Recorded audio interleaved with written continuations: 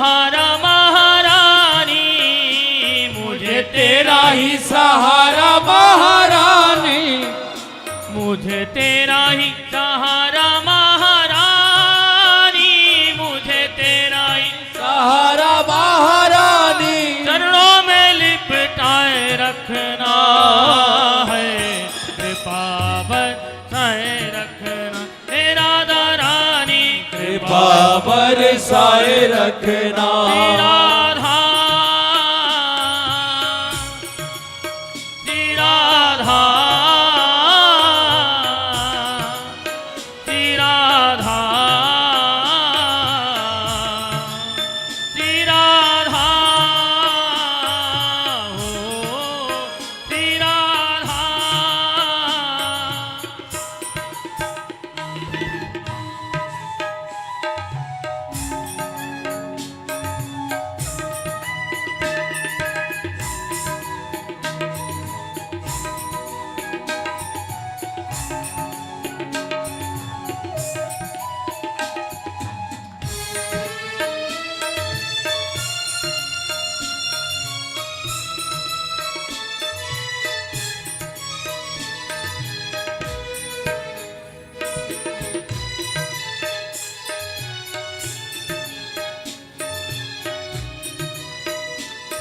इन श्वासों की माला में मैं सदा ही तेरा नाम सिमरूं है, सदा ही तेरा नाम सिमरो, हे राधा रानी, सदा ही तेरा नाम।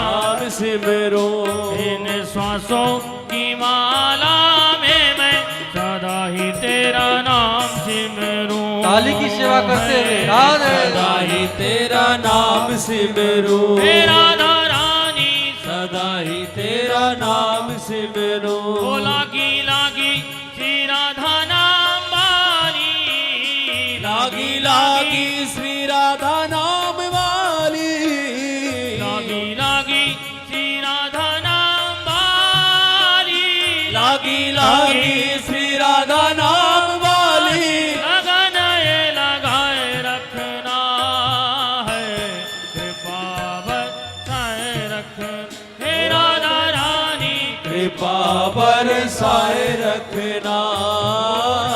राधा राधा राधा राधा, राधा राधा राधा राधा राधा, राधा राधा राधा राधा राधा, राधा राधा राधा राधा राधा, श्री राधा,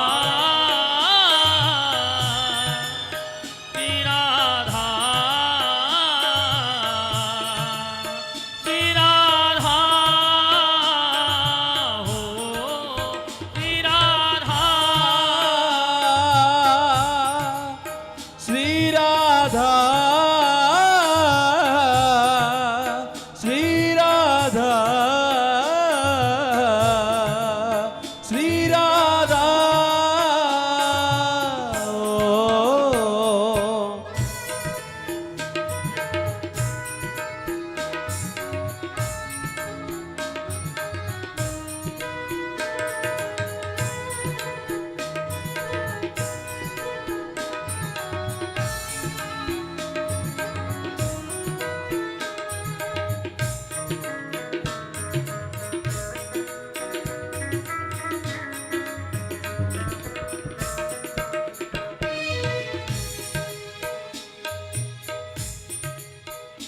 छोड़ दुनिया के झूठे नाचे सारे, किशोरी तेरे दर पे आ गया है, किशोरी तेरे दर पे आ गया, हे राधा रानी, किशोरी तेरे दर पे आ गया, वो छोड़ दुनिया के झूठे नाचे सारे, किशोरी तेरे दर पे आ गया है, किशोरी तेरे दर पे आ गया, हे राधा रानी, किशोरी तेरे दर पे आ गया। वो मैंने तुमको पुकारा ब्रज रानी, मैंने तुमको पुकारा ब्रज रानी, मैंने तुमको पुकारा ब्रज रानी, मैंने तुमको पुकारा ब्रज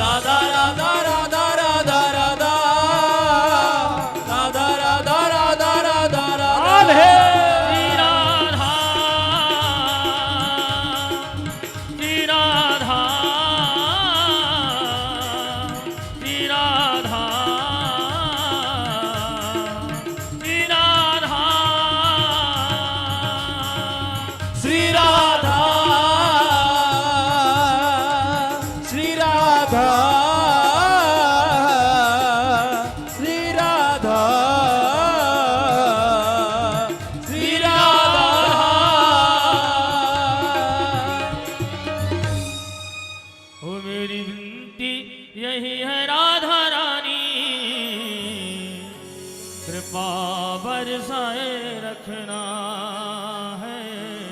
कृपा बरसाए रखना हो मुझे तेरा ही सहारा महारानी, मुझे तेरा ही सहारा महारानी, चरणों में लिपटाए रखना है। कृपा बरसाए रखना,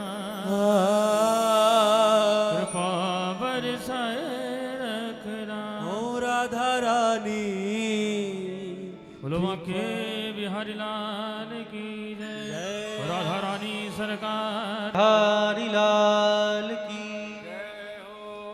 श्रीमद् भागवत महापुराण की जय हो।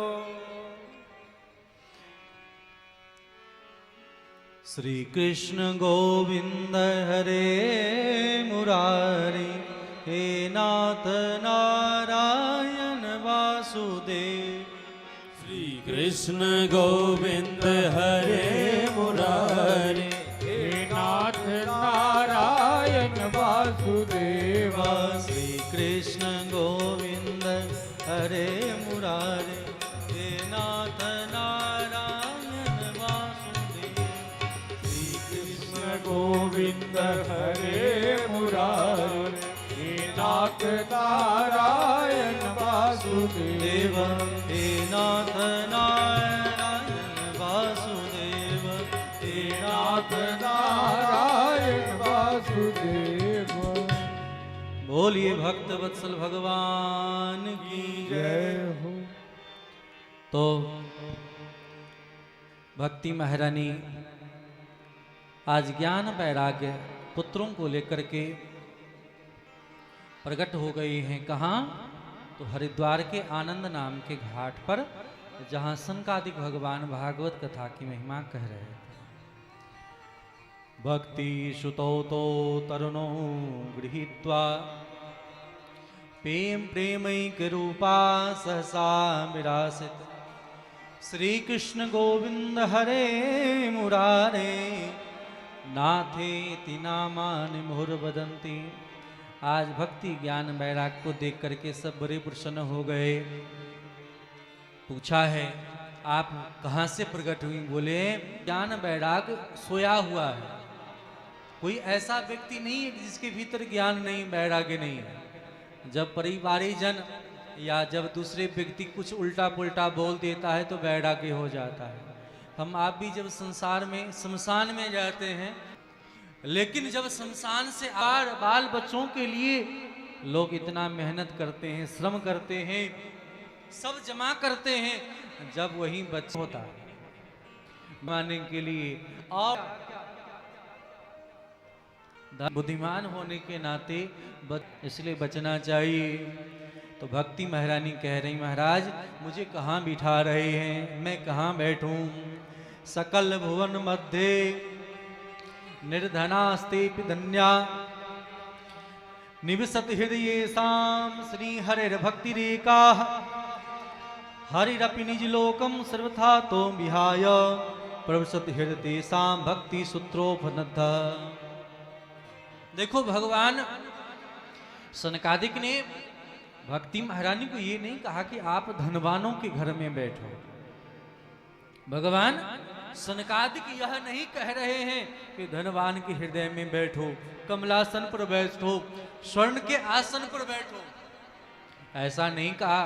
कहाँ कहा? बोले आप भक्तों के हृदय में वास करो। जिसके पास धन है वही भक्त है, ऐसा नहीं है। हाँ, जो भक्त है उसके पास भी धन हो सकता है, इसीलिए भक्तों के हृदय में वास करो। बोले इससे क्या होगा? तो कहते हैं हरि रपि निज लोकम।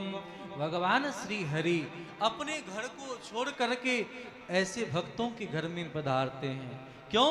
बोले भक्ति के परवश होकर के। भगवान राम भक्ति की परवश होकर के तो मिथिला तक गए कि नहीं? आज यहाँ भागवत कथा को लेकर के ही तो संत मुनि महात्मा सब पधारे हैं।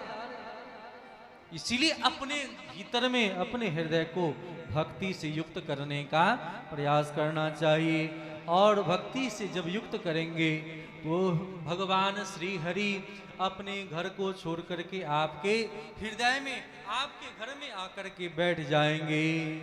प्रवसति हृदय तेषां भक्ति सूत्रोपनद्ध। तो भगवान को प्राप्त करने का सबसे सहज और सरल साधन कौन सा है? बोले श्रीमद् भागवत महापुराण। बोलिए श्रीमद् भागवत महापुराण की जय हो, श्रीमद् भागवत महापुराण की जय हो। भागवत की इस प्रकार महिमा का गान कर रहे हैं। अब पुनः प्रश्न मन में आया है नारद जी महाराज के मन में, महाराज मैं यह जानना चाहता हूं कि यह कथा कौन व्यक्ति सुने? अगर बहुमूल्य है, बेशकीमती है, तो कौन कौन व्यक्ति सुन सकता है? लोग प्रश्न करते हैं, इसे मैं पढ़ना चाहता हूं, मैं इसे सुनना चाहता हूं, तो कौन व्यक्ति यह पढ़ सकता है और कौन व्यक्ति सुन सकता है? यह मुझे श्रवण कराएं। के कई विशुद्धयन्ति वदन्तु मह्यं सप्ताह यज्ञेन कथामयेन कृपालुभिर्लोकहितं विचार्य प्रकाशितम कोपि नवीन मार्गः। कौन कौन व्यक्ति कथा श्रवण कर सकते हैं, यह मुझे श्रवण कराएं। यह सुन करके सनकादि भगवान ने कहा, देखो यह कथा तो वैसे रसिक और भावकों के लिए है, लेकिन यह कथा कोई व्यक्ति भी श्रवण कर सकता है। ये मानवा पाप कृतस्तु सर्वदा सदा दुराचार रता विमार्गगा क्रोधाग्निदग्धा कुटिलस्य कामिनः सप्ताह यज्ञेन कलौ पुनन्ति ते। कोई क्रोधी हो, कोई लोभी हो, कोई मोही हो, कोई संसार में अनेक प्रकार के पापों से युक्त ही क्यों ना हो, लेकिन कोई व्यक्ति भी अगर इस कथा को श्रवण कर लेता है तो पाप से मुक्त हो जाएगा। महाराज आप ऐसा कह ही रहे हैं या किसी के साथ ऐसा हुआ है? अगर हुआ हो तो आप मुझे श्रवण कराइए। तो आप सब कथा श्रवण किए हुए हैं, जानते ही हैं कि एक कथा श्रवण कराया है। तुंगभद्रा नदी के पावन तट पर एक ब्राह्मण रहते थे जिनका नाम था आत्मदेव। ऐसे आत्मदेव जी महाराज परम धर्मात्मा थे, लेकिन पत्नी ठीक इनके विपरीत थी, बड़ी कर्कशा। दिन रात पति से लड़ाई किए बिना इन्हें चैन नहीं मिलता था। ध्यान दें, जिस घर में कलह होता है, लड़ाई होता है, उस घर में भगवान कभी भी विचरण नहीं करते, भगवान नहीं आते। इसलिए स्त्री को शांत स्वभाव का होना चाहिए। देखो पुरुष लोग तो बाहर से आते हैं काम करके, तो उनके ऊपर बहुत सारा प्रेशर होता है, लेकिन स्त्रियों को तो शांति का केंद्र कहा है, केंद्र बिंदु वही होती हैं, इसलिए उनके जीवन में बड़ा ही शांति का प्रभाव होना चाहिए। लेकिन आत्मदेव जी महाराज के घर में ठीक उल्टा है। तुंगभद्रा तटे पूर्वम उत्तम उत्तमम यत्र वर्णा स्वधर्मेण सत्य सत्कर्म तत्पराः। धर्मात्मा होने के बावजूद भी पत्नी कर्कशा थी, कुटिल थी। परिणाम क्या निकला कि घर में एक भी संतान नहीं हुआ। जब संतान का जन्म नहीं हुआ, आत्मदेव जी महाराज दुखी हैं। दुनिया वाले कहते हैं कि देखो घर में एक बेटा भी नहीं है, जिस पेड़ पौधे को लगाते वह पेड़ पौधा भी फल नहीं, संतान को जन्म कभी नहीं देती। इस प्रकार बेचारे बड़े दुखी हो गए। एक दिन लोगों ने इतना ताना मारा कि चले गए जंगल में। देख करके पूछा, हे ब्राह्मण देव आप क्यों रो रहे हैं? कथम रोदसी विप्रत्वम, कारण अपने दुख का कारण कहें। जब आत्मदेव जी ने बतला दिया कि मेरे घर में संतान नहीं, अगर सुख होना होता तो सबको सुख मिलता। अरे दशरथ जी महाराज को बताओ, संतान से सुख मिला? पुत्र के दुख से ही दुखी होकर के तो मृत्यु उनको प्राप्त हो गई, मृत्यु को प्राप्त हो गए। इसीलिए देखने को मिलता है सबके बच्चे बाहर बाहर हैं, घर में माता पिता परिजन अकेले हैं। कदाचित अगर माता पिता को कुछ हो ही जाए, बताओ कौन देखने के लिए आने वाला है? अगर माता पिता को कोई सुख ही प्राप्त नहीं हुआ तो फिर क्या फायदा है? अपने कलेजे पर पत्थर रख करके भले पुत्र की सुख की काम, लेकिन क्या कष्ट नहीं होता होगा? भगवान श्याम सुंदर हर प्रकार के रिश्ता को निभाने के लिए तैयार हैं। लेकिन संसार में कितना कुछ भी हो जाए, जी को समझाए। मुंचा ज्ञानम प्रजारूपम बलिष्ठा। अरे संसार के सुखों को छोड़ो, संतान के सुख को छोड़ो, कोई सुख नहीं मिलेगा। महात्मा जी ने देखा और कहा तुम्हारे भाग में तो 7 जन्मों तक कोई संतान नहीं है। महाराज जब 7 जन्म देख सकते तो बेटा नहीं दे सकते, महात्मा चाहे तो कुछ भी करवा सकते। महात्मा जी के सामने सर पटकने लगे। महाराज महात्मा जी बुरे फंसे। एक फल लिया, फल दिया, हे ब्राह्मण इस फल को ले जाकर के पत्नी को। लेकिन आत्मदेव जी से इतनी ही भूल हो गई। ध्यान दें, महात्माओं के वचनों में कभी भूल नहीं होनी चाहिए। महात्मा जी ने फल दिया कि इस फल को ले जाकर खिला देना, लेकिन ब्राह्मण ने अपने पत्नी को दिया फल और कहा इस फल को खा लेना। पत्नी आज तक पति की बात कभी मानी नहीं थी, भला क्या मानती? कभी भी संतान की अभिलाषा थी ही नहीं मन में, इसलिए उस फल को खाई नहीं।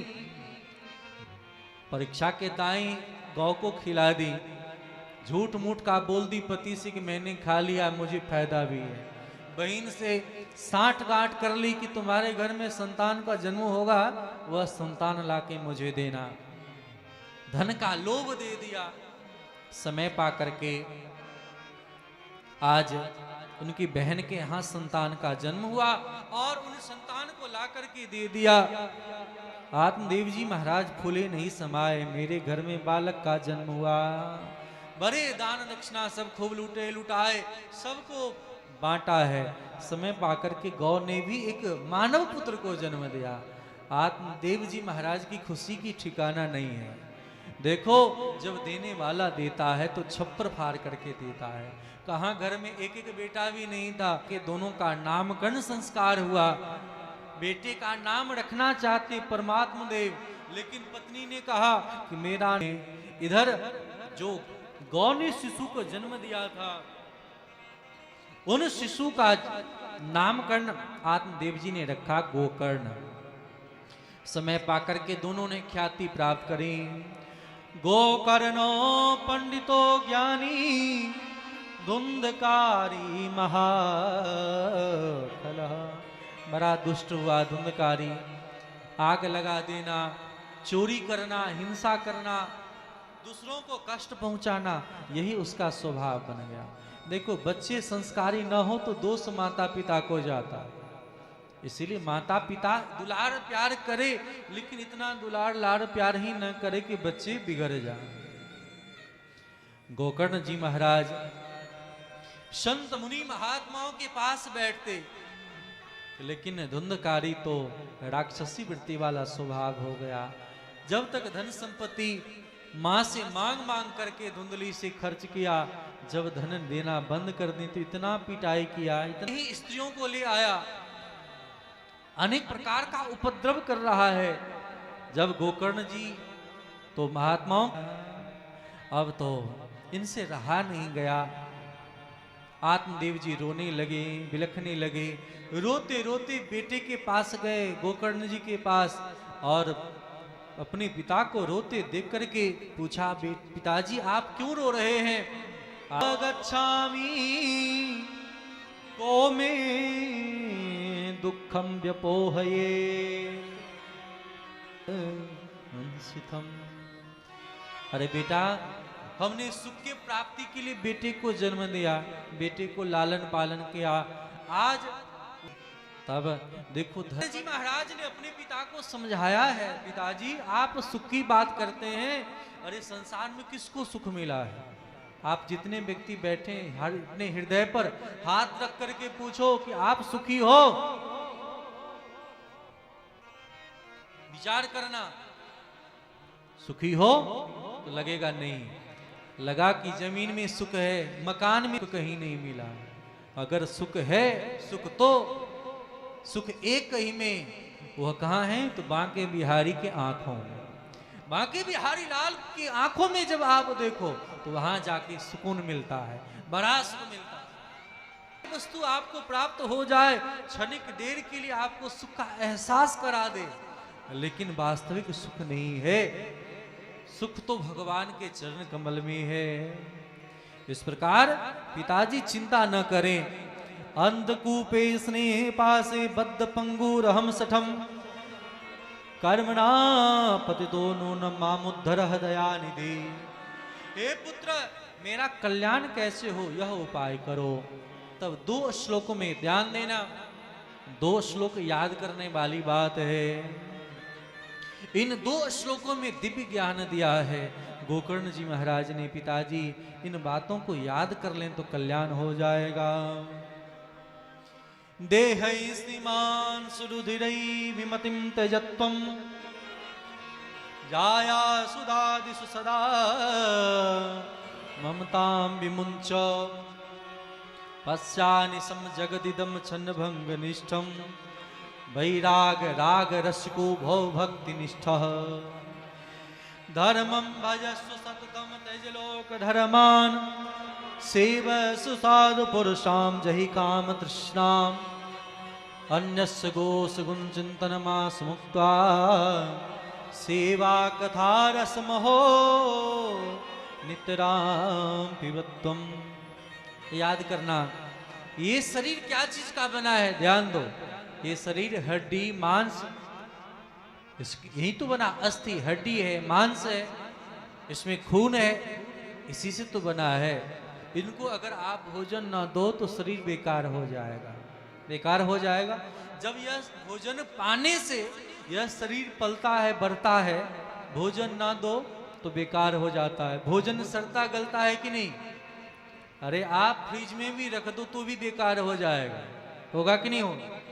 उसी प्रकार उन्हीं भोजन सड़े हुए वस्तुओं से हमारा यह शरीर बना है। क्या यह शरीर अस्थाई रहेगा कभी? इस शरीर को कितना भी सजाओ धजाओ, यह शरीर एक न एक दिन नष्ट हो ही जाएगा। इसलिए पिताजी इस शरीर को अपना ना माने। और जब ये शरीर ही आपके नहीं है तो ये सगे संबंधी, ये पुत्र पुत्रियां पत्नियां, ये सब आपके हो सकते?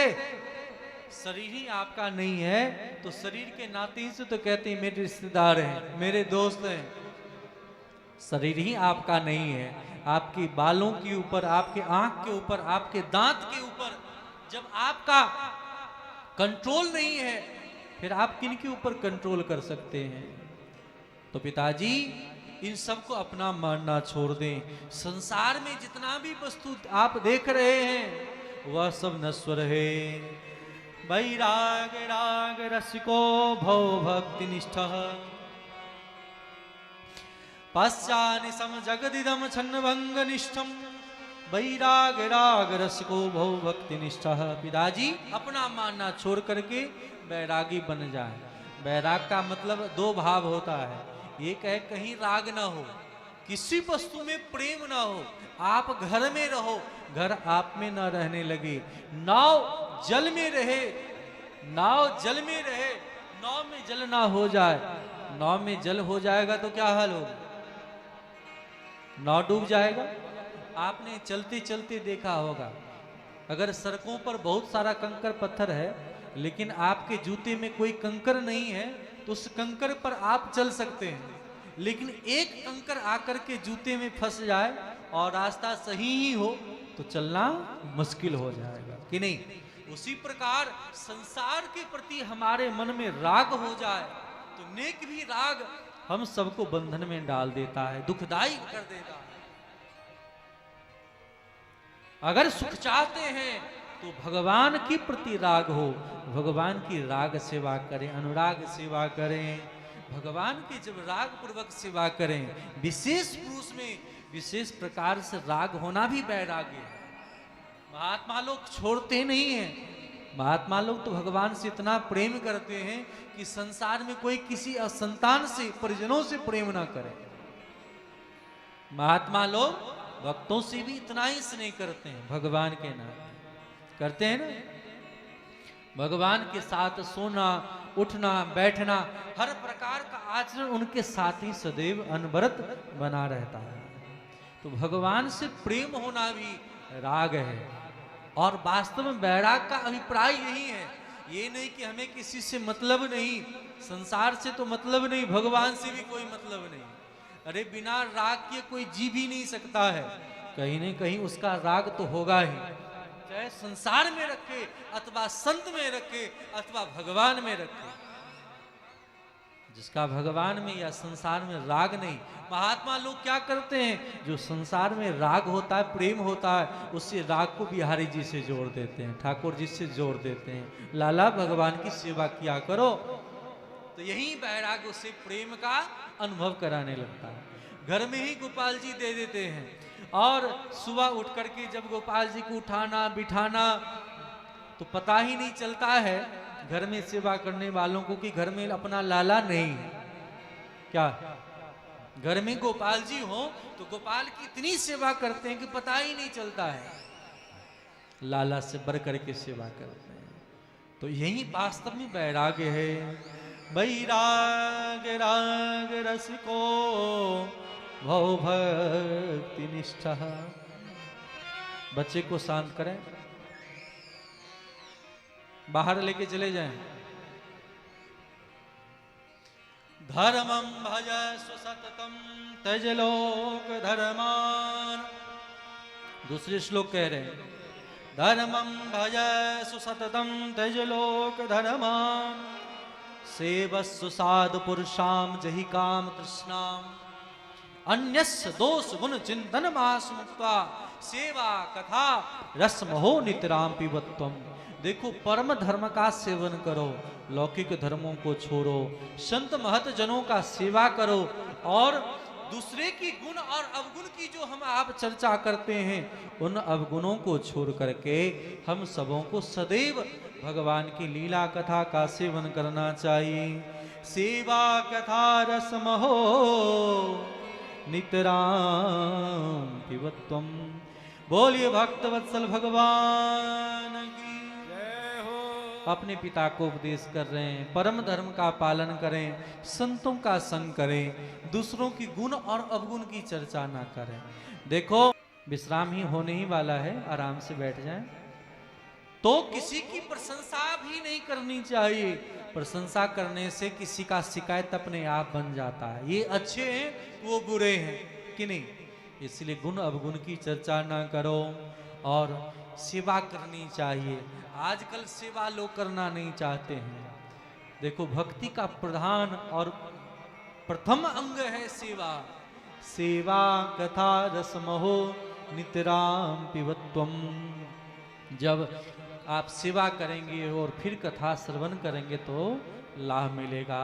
इस प्रकार जब श्री गोकर्ण जी महाराज ने उपदेश दिया है, इन उपदेश को पाकर आत्मदेव जी भगवान श्याम सुंदर के 10वें स्कंद का पाठ करते हुए, अर्थात या तो 10वां स्कंद कहें अथवा 10 स्कंद अथवा 10 लक्षण से युक्त जो भागवत कथा है उस कथा को सुन सुन करके भगवान को प्राप्त हो गए।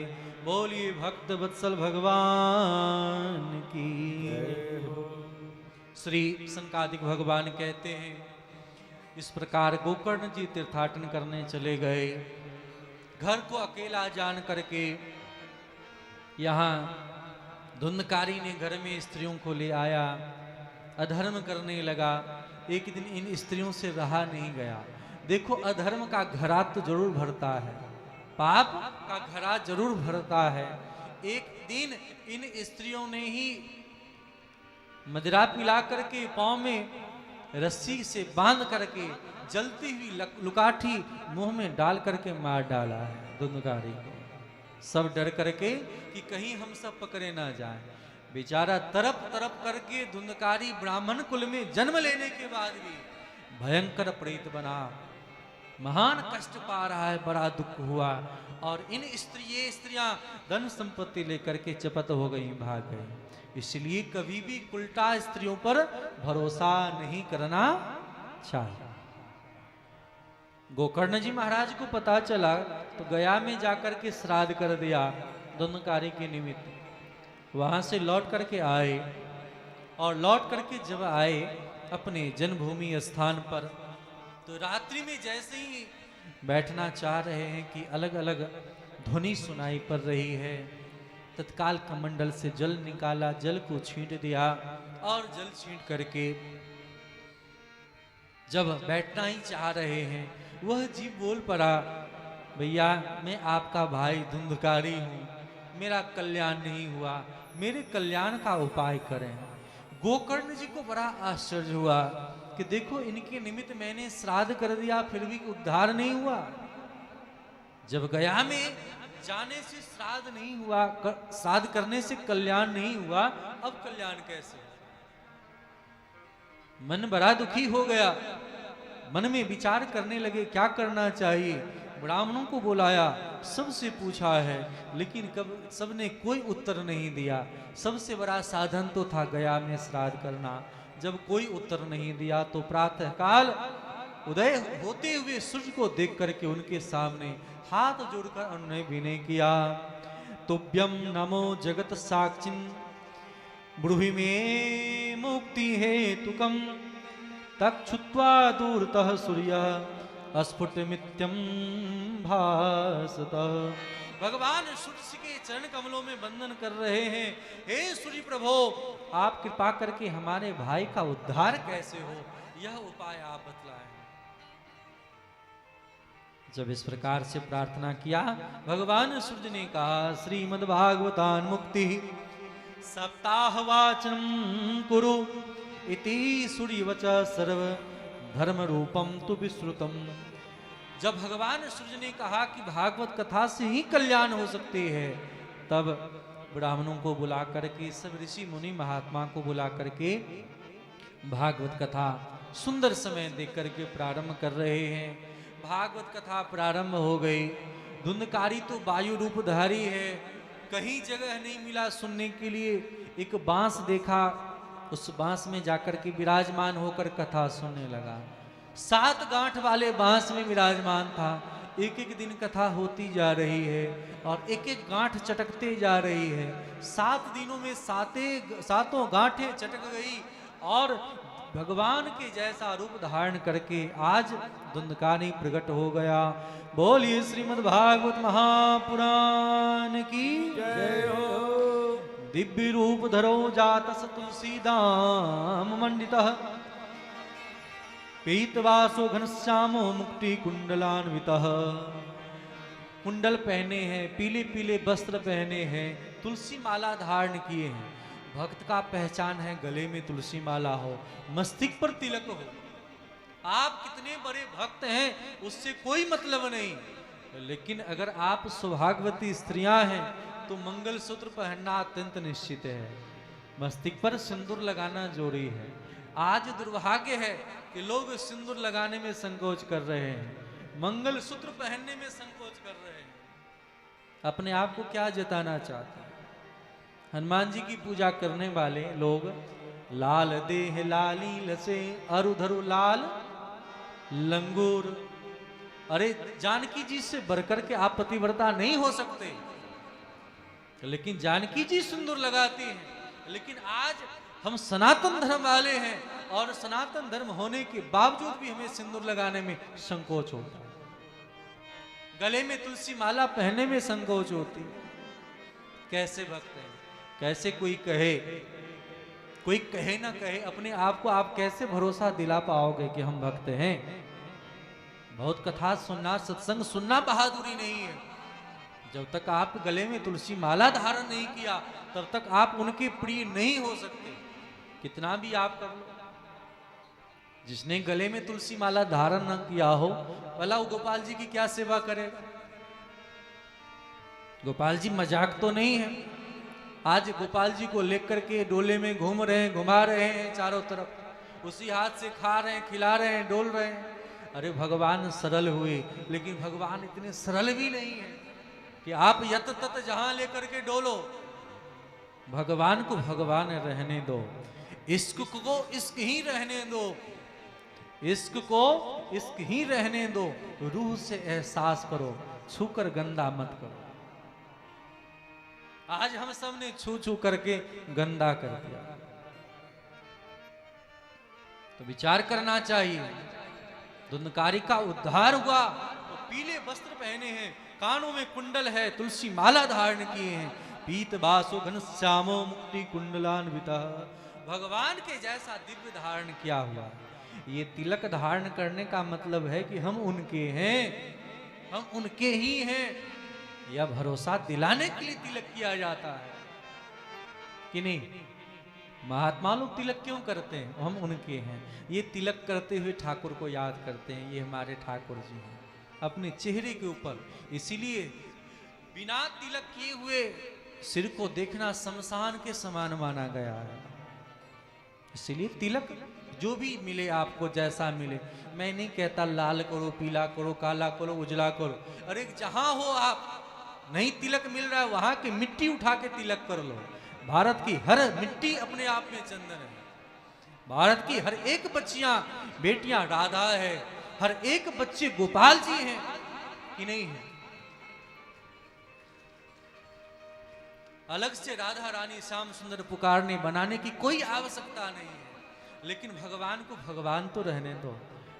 पहले लाड़ प्यार से, जहां हर कोई बच्चों को कन्हैया कहती, कान्हा कहती, घर घर में बच्चे का जन्म होता है तो कान्हा कहते। ये भगवान की प्रभुता है।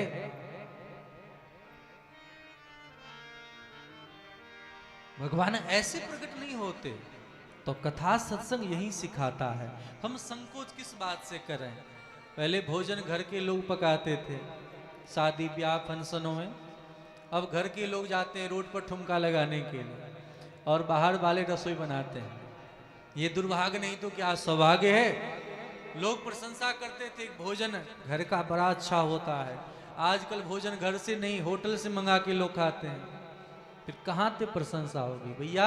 इतनी सुविधाएं हो गई घर में बनाने का, और फिर भी घर में प्रेम नहीं है, अनुराग नहीं है। देखो इंटरनेट सब आने से वर्षों का काम सेकंडों में होता है, लेकिन विचार करना आपस का प्रेम कम हो गया है। नहीं कम हो गया है? अपनों के लिए समय नहीं है लोगों के पास है। एक घर परिवार में बैठ करके लोग अलग अलग मोबाइल लेकर के बैठे रहते हैं। किसी में प्रेम नहीं है। प्रेम कब होगा? जब सनातन धर्म के सद ग्रंथों की बातों को हम अपने जीवन में उतारेंगे। ये जानना, ये सुनना ही हमारा कल्याण कराएगा, ऐसा नहीं है। तो धुंधकारी भगवान के जैसा रूप कर दिया। महाराज आपकी जय हो। लेकिन हम सब के लिए विमान कहां से आया है? मेरे लिए विमान तो नहीं आया।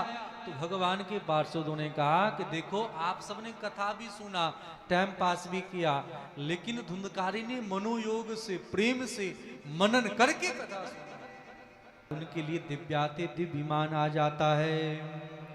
इस प्रकार पुनः श्री गोकर्ण जी महाराज ने भागवत कथा कहा और भागवत कथा करके सबका कल्याण कराया है। बोलिए भक्त वत्सल भगवान की जय हो। श्री सनकादि भगवान कहते हैं देखो कथा कहने वालों में और जब श्रवण करें उनमें विश्वास होनी चाहिए। विश्वास गुरु वाक्येषु स्वस्मंदिनत्व भावना मनोदोष शैव कथायाम निश्चलामति। निश्चलमति से जब कोई कथा सुनता है तो कल्याण हो जाता है। गोकर्ण जैसे धर्मात्मा ने अधम शिरोमणि धुंधकारी जैसे पापी का कथा श्रवण करा करके उद्धार कर दिया। अगर हम लोग श्रद्धा, भक्ति, प्रेम, अनुराग से अगर कथा सुने तो क्या हम लोगों का कल्याण नहीं होगा? हम सबका भी कल्याण निश्चित ही हो जाएगा। इसीलिए निश्चित करके कथा श्रवण करनी चाहिए। देखो बेटा बेटी में कोई फर्क नहीं है, बेटा हो या बेटी हो। आज लोग बेटी के नाम पर विचार करने लगते हैं, अरे बेटी ही है।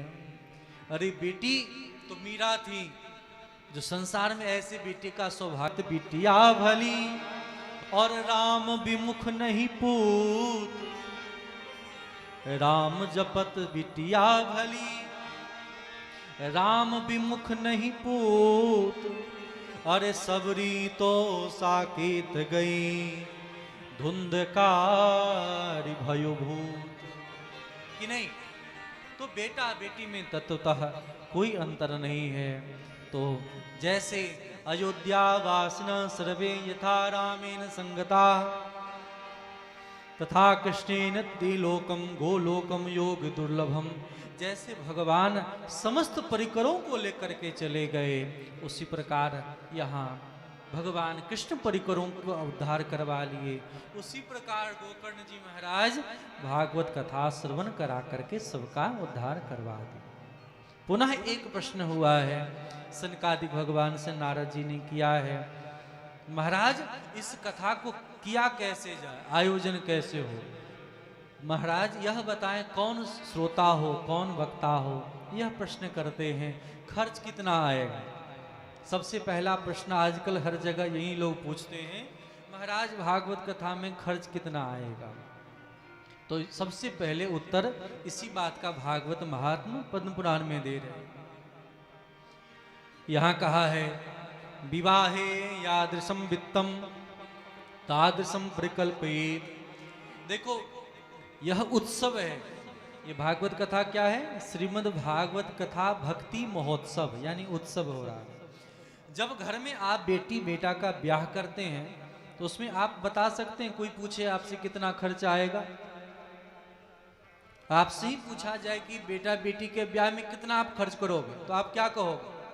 महाराज जितना भगवान ने सामर्थ्य दे रखा है, जितना प्रेम है, जितना अनुराग है, उतना हम खर्च करेंगे।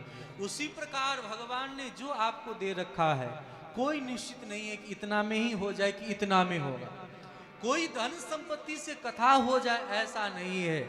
भगवान ने धन दिया है तो धन का उपयोग सदुपयोग के रूप में, कथा के रूप में भी आप कर सकते हैं। इसीलिए ये नहीं कि बेटा हो या बेटी के ब्याह में कितना खर्च किया जाए, मन के ऊपर है तो श्रद्धा भक्ति प्रेम पूर्वक कथा में खर्च करना चाहिए, कंजूसी नहीं करना चाहिए और वक्ता का चयन करना चाहिए। सभी को निमंत्रण देकर के सबको बुलाना चाहिए। वक्ता कैसा हो तो देखिए ध्यान देने वाली बात है। आजकल डॉक्टर की डिग्री को तो देखते हैं, लेकिन महात्माओं की डिग्री को देखते हैं। वक्ता की डिग्री ब्राह्मण होना चाहिए।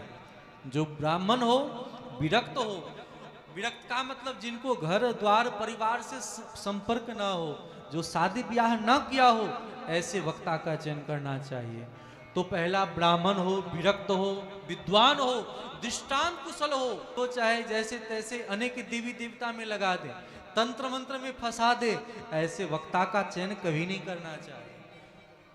वक्ता ऐसा हो जिनका मन भगवान में लगा हो, वक्ता ऐसा हो जो लोभी ना हो। कथा के बीच बीच में कथा रोक रोक करके लोगों का सम्मान करवाए, और बीच बीच में होता है ना, वक्ता लोग अनाउंस करवाते हैं कि गौशाला के नाम पर, तो देवी सज्जनों के नाम पर, तो वृद्धाश्रमों के नाम पर आप ये दान करो, ये दान करो। उस दान के चक्कर में ना पड़ा हो। अगर वक्ता इस दान के चक्कर में अगर पड़ा रहेगा तो कथा खाक गएगा। यह कथा मनोरंजन नहीं है, कथा मनोमंथन का विषय है। ऐसे वक्ता हो, कृष्णार्थी वक्ता हो, जिनका मन भगवान हो, जिनके अर्थ ही भगवान हो। जिनके अर्थ कौन हो? भगवान हो। अर्थ संसार ना हो। संसार के अर्थ के प्राप्ति के लिए जब कोई कथा कहेगा तो कथा क्या कहेगा? वह तो हर कथा को घुमा फिरा करके दान के ऊपर ही ले जाएगा। ये दान करो, दुनिया भर की संपदा हमें दे दो, बस तुम लोग खाली हो जाओ। कि नहीं? आज भक्त लोग खाली होते जा रहे हैं और वहां भरते जा रहे हैं। इससे काम नहीं होगा। इससे ना तो वक्ता का कल्याण होगा और ना तो श्रोता का कल्याण होगा। हम लोगों ने ही ऐसे ऐसे वक्ता को बना लिया है जो धन संपत्ति के पीछे भागते हैं, और जब आप इन झंझटों में पड़ जाते हैं तो कहते हैं महाराज हमने तो नहीं पहचाना, हमने तो उन्हें गुरु बना लिया, हमने ये कर लिया। देखो गुरु सबको नहीं बनाया जा सकता। कथा कहना अलग विषय है, संत होना अलग विषय है, महात्मा होना अलग विषय है, विद्वान होना अलग विषय है, कर्मकांड करा लेना अलग विषय है, तंत्र मंत्र कर लेना अलग विषय है, और इन सबों को एक ही व्यक्ति में आ जाना एक अलग विषय है। तो ऐसे महत जनों का आश्रय लेना चाहिए तो कल्याण होगा। लोग कहते हैं कि महाराज भोजन क्या करें, तो कहते हैं कि भोजन ऐसा करो, सात्विक भोजन करो जिससे आलस न हो, प्रमाद न हो। इतना भोजन न कर लो कि हाँ कथा कहने के लिए आए तो श्रोता वक्ता दोनों ही सोने पे लगे, कंपटीशन होता हो, कभी वक्ता सो रहा हो और कभी श्रोता सोने पे लगा हो। ऐसा नहीं होना चाहिए। श्रद्धा प्रेम पूर्वक निश्चित करके कथा श्रवण करनी चाहिए। बीच बीच में सत्संग करना चाहिए, संकीर्तन करना चाहिए पद पदावली के माध्यम से। जब इस प्रकार से श्रोता वक्ता दोनों मिलकर के कथा श्रवण करते हैं तो बड़ा आनंद आता है। इस प्रकार सनकादिक भगवान ने कहा वक्ता की नित्य पूजन करना चाहिए, क्योंकि वक्ता के हृदय में भगवान प्रवेश करके जो कहवाना चाहते कहते हैं, और नित्य पूजन करना चाहिए और सबको प्रसाद देना चाहिए, क्रोध नहीं करना चाहिए। इन बातों को कहा है। श्रद्धा भक्ति पूर्वक जो व्यक्ति कथा सुनता है उनका कल्याण हो जाता है। बोलिए भक्त वत्सल भगवान की जय हो। आज इस प्रकार भागवत महिमा को सुन करके नारद जी ने बहुत बहुत वंदन किया है। हे गुरुदेव, आपके मुखार बिंद से कथा सुन करके मैं धन्य हो गया।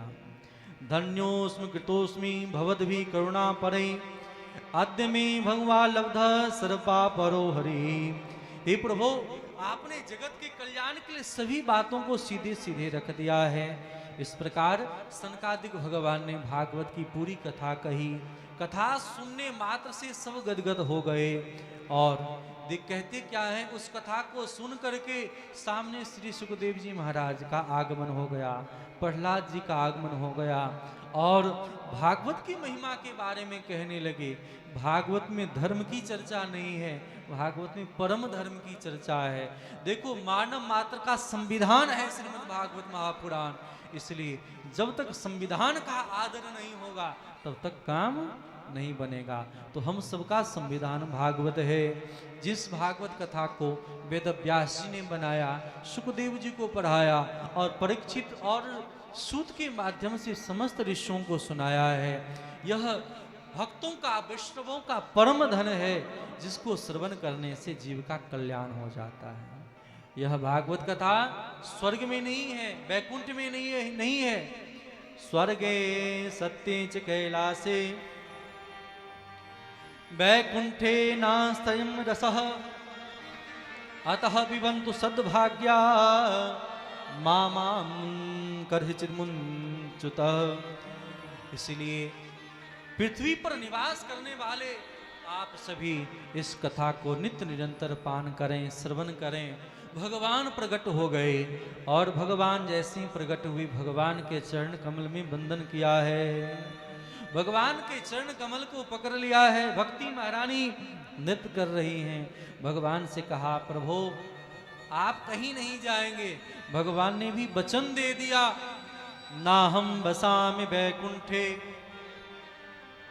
ना हम बसामि वैकुंठे योगिनां हृदयेन च, मद्भक्ता यत्र गायन्ति तत्र तिष्ठामि नारदः। हे नारद जी, मेरे भक्त जहाँ गान करेंगे वहाँ मैं उपस्थित हो जाऊंगा। इस प्रकार यहाँ भगवान विराजमान हो गए। यमराज भी अपने जितने परिकर हैं, परिकर को बुलाते हैं निकट में, इधर आओ। जब परिकर आता है तो उसके कान में कहते हैं, स्वपुरुषमपि भिक्ष पास हस्तम, बड़े बड़े हथियार लिए हुए। कौन? बोले यमराज के पार्षद। उन हाथ में अस्त्र शस्त्र लिए देख करके समझाते, कहते हैं, देखो जो भगवान की कथा में मत हो, सुन रहा हो, उनको मेरे पास नहीं लाना, वह मेरे धाम आने योग्य नहीं है। वे तो भगवान के धाम जाते हैं। सपुरुषमपि भिक्ष पास हस्तम बदंति दिविदेव परिहर भगवत कथास्मत्तान प्रभु रमण्यनाम न वैष्णवानाम। ऐसे वैष्णवों को मेरे पास नहीं लाना। इस प्रकार सब लोग मिल करके भगवान का संकीर्तन कर रहे हैं। हम लोग भी संकीर्तन करेंगे। कल की भूमिका में हम लोग भागवत का निर्माण कैसे हुआ, कैसे होगा, उसके बारे में श्रवण करेंगे। परीक्षित जी को साप क्यों लगा, उनके बारे में श्रवण करेंगे। भगवान सृष्टि क्यों करते हैं, उसके बारे में श्रवण करेंगे। तो भूमिका थोड़ा चलेगा। तो आइए आज की कथा हम लोग यहीं विराम देंगे। समय से सब लोग अगर पधारें तो आनंद आएगा। प्रहलाद जी महाराज आज यहाँ प्रकट होकर के और उद्धव जी महाराज प्रकट हो गए, अर्जुन प्रकट हो गए और सब मिलकर के गाने लगे।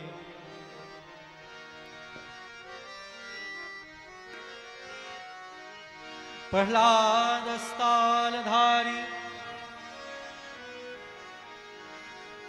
प्रहलाद अस्तालधारी, गतितया च उद्धवः। रागमाल को प्रहलाद अस्तालधारी, गरल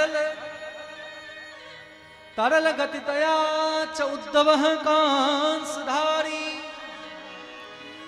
वीणाधारी सुदर्शी, स्वर कुशलतया राग करतारो अर्जुनो भूत। इंद्रो वादिन मृदंगम, इंद्रो वादिन मृदंगम, जय जय सूकरा कीर्तने ते कुमारा। यत्राग्रे भाववक्ता सरसर जनया, व्यासपुत्रो बभूव।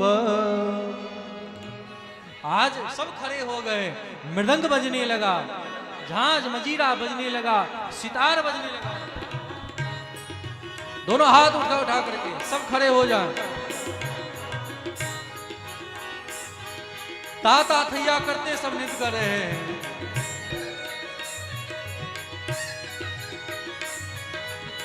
हरि बोल।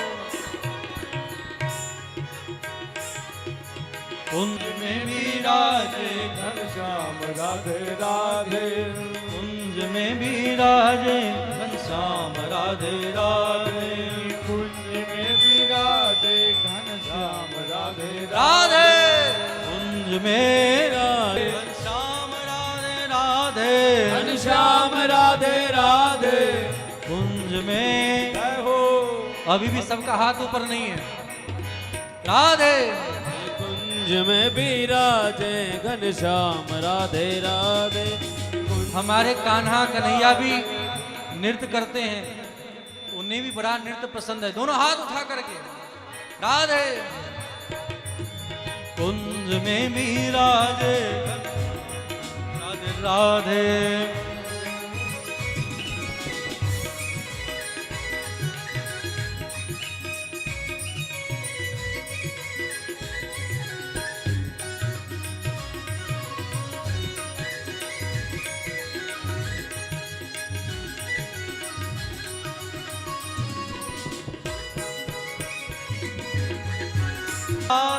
घनश्याम राधे राधे, घनश्याम राधे राधे, घनश्याम राधे राधे, घनश्याम राधे राधे, घनश्याम राधे राधे। पीछे वाले हाथ नीचे करके, अरे दोनों हाथ उठा करके, भगवान ने हाथ दिया है, दोनों हाथ उठा करके राधे।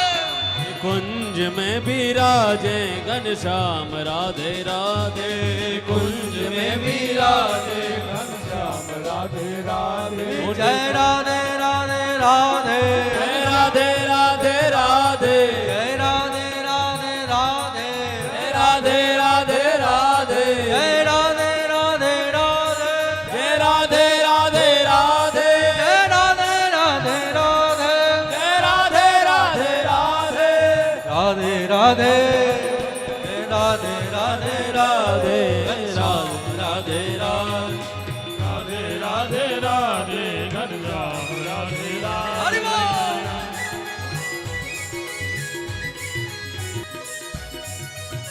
श्री राधे।